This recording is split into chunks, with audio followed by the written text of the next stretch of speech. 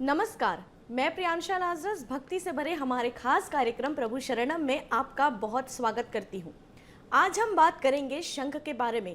जी हाँ, शंख जिसे हम पूजा और शुभ कार्यों में उपयोग करते हैं। क्या आप जानते हैं कि शंख के भी कई प्रकार होते हैं और सभी शंखों की अपनी अपनी मान्यता और महत्व होते हैं।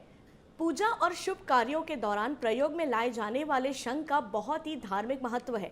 जिस प्रकार हिंदू धर्म में तमाम तरह के शिवलिंग और शालिग्राम पूजे जाते हैं, उसी प्रकार पूजा में अलग अलग प्रकार के शंखों का अलग अलग प्रयोग होता है।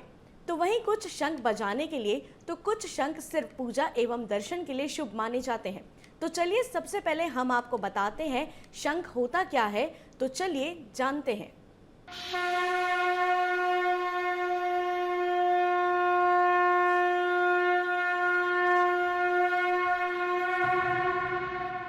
शंख एक प्रकार के बिना रीढ़ की हड्डी वाले समुद्री जीवों का बाहरी कड़ा खोल होता है। इन जीवों को मोलस्क कहा जाता है। अब तक तकरीबन 60,000 मोलस्कों के बारे में अध्ययन किया जा चुका है। जैसे जैसे मोलस्क का आकार बढ़ता जाता है, वैसे वैसे ही शंख यानी कि बाहरी खोल का आकार भी बढ़ जाता है और यह पहले से और अधिक कड़ा हो जाता है। शंख जैसी और भी अन्य जीवों के भी खोल होते हैं, जैसे सीपी और कोढ़ी।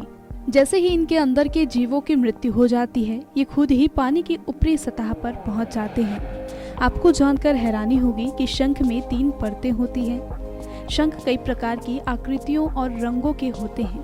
अब हम बात करेंगे शंख की धार्मिक महत्वों के बारे में।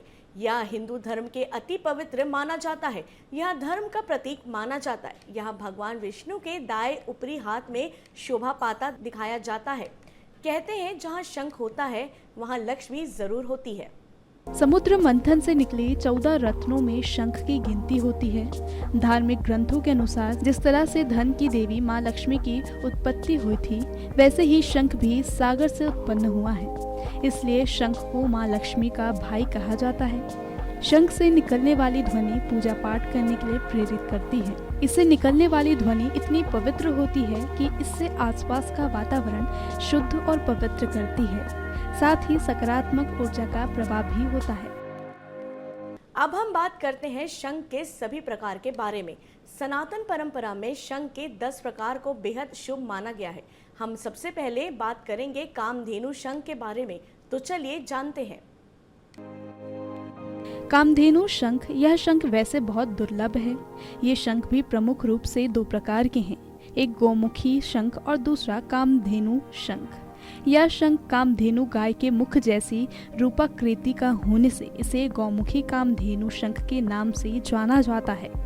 कहते हैं कि कामधेनु शंख की पूजा अर्चना करने से तर्क शक्ति प्रबल होती है। इस शंख के घर में रहने से चित्त में प्रसन्नता है। महर्षि पुलस्त्य और ऋषि वशिष्ठ ने लक्ष्मी प्राप्ति के लिए इस शंख का उपयोग किया था।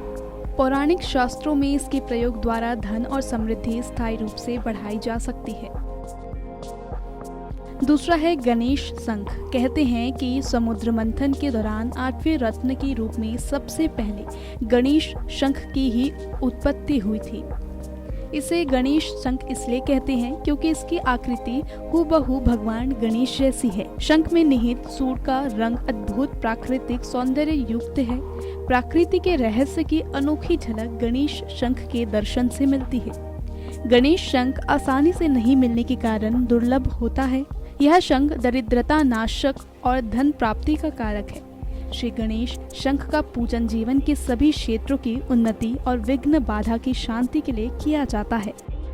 तीसरा है अन्नपूर्णा शंख। अन्नपूर्णा का अर्थ होता है अन्न की पूर्ति करने वाला।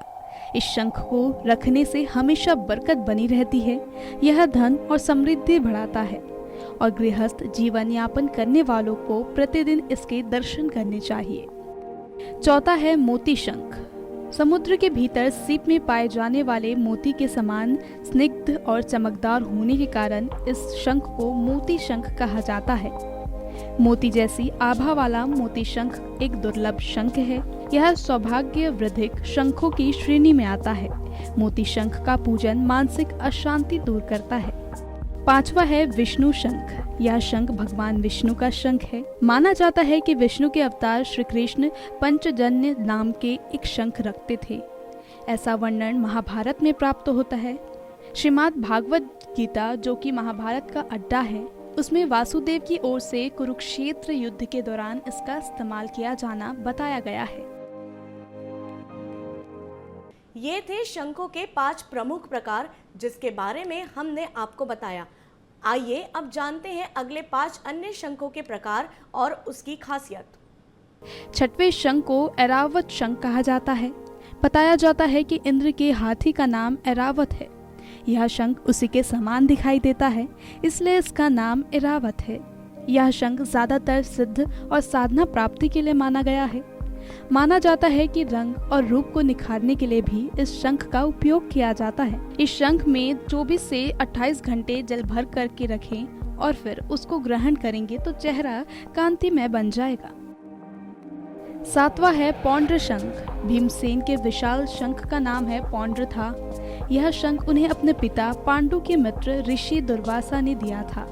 ऋषि दुर्वासा ने भीमसेन को शंख देते हुए कहा था कि यह शंख उनकी शक्ति का प्रतीक होगा और वह इसे युद्ध में बजाकर अपने शत्रुओं को भगा सकते हैं। पौंड्र शंख एक विशाल शंख था। यह इतना बड़ा था कि भीमसेन इसे अपने दांतों से बजाते थे। शंख की ध्वनि इतनी जोरदार थी कि यह दूर दूर तक सुनाई देती थी।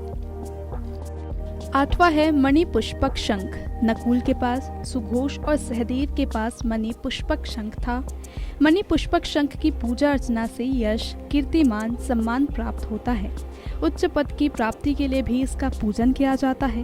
वहीं महाभारत सहित प्राचीन हिंदू धार्मिक ग्रंथों में कहा गया है कि यह 5 पांडवों में सबसे छोटे सहदेव का शंख था। 9वां है देवदत्त शंख। यह शंख महाभारत में अर्जुन के पास था। वरुण देव ने उन्हें यह उपहार में दिया था। इसका उपयोग दुर्भाग्य नाशक माना गया है। माना जाता है कि इस शंख का उपयोग न्याय क्षेत्र में विजय दिलवाता है। और 10वां है दक्षिणवर्ती शंख। इसका मुंह दक्षिण भाग की ओर खुलता है। उसे दक्षिणवर्ती शंख कहा जाता है। इसलिए दक्षिण की ओर देवी लक्ष्मी, भगवान विष्णु और माँ दुर्गा का वास होता है। पंडित इंद्रमणि घनश्याल के अनुसार दक्षिणमुखी शंख घर में रखना शुभ माना जाता है। एक तरफ जहाँ सभी शंखों का पेट बाई ओर खुलता है, वहीं इस शंख का पेट दाई ओर खुलता है। यह शंख दिव्य माना गया है। मान्यता ये है कि दक्षिणवर्ती शंख की पूजा करने से लक्ष्मी माता की विशेष कृपा प्राप्त होती है।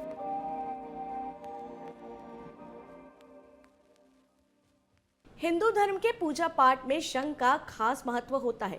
हर किसी घर में पूजा पाठ होता है, लेकिन शंख के बारे में अधिकतर लोग नहीं जानते।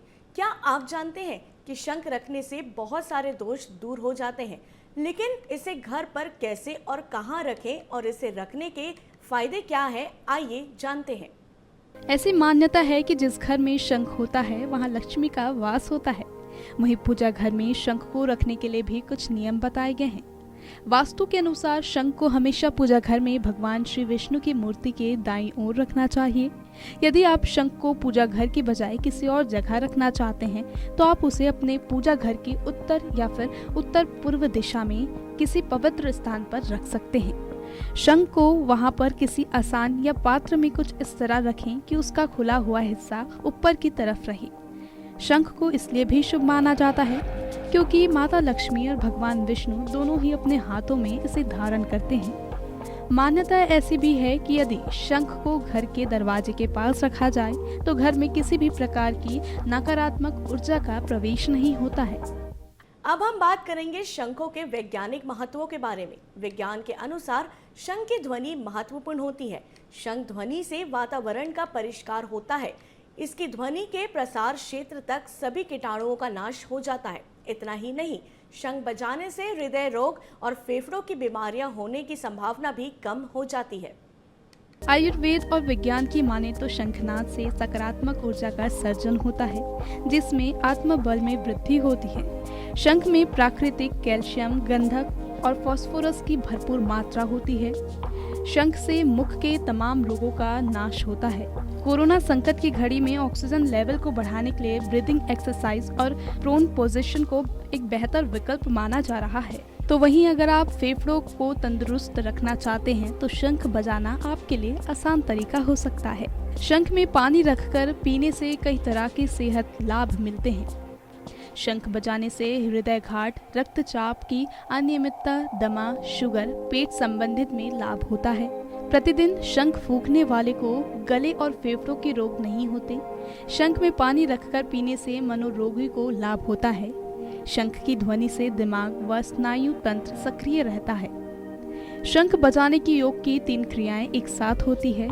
कुंभक रेचक प्राणायाम। शंख की ध्वनि से नकारात्मक शक्तियां भी दूर होती है, यानी कि आपको तमाम बीमारियों से छुटकारा पाने का एक सरल सा उपाय है। शंख बजाइए और रोगों से छुटकारा पाइए।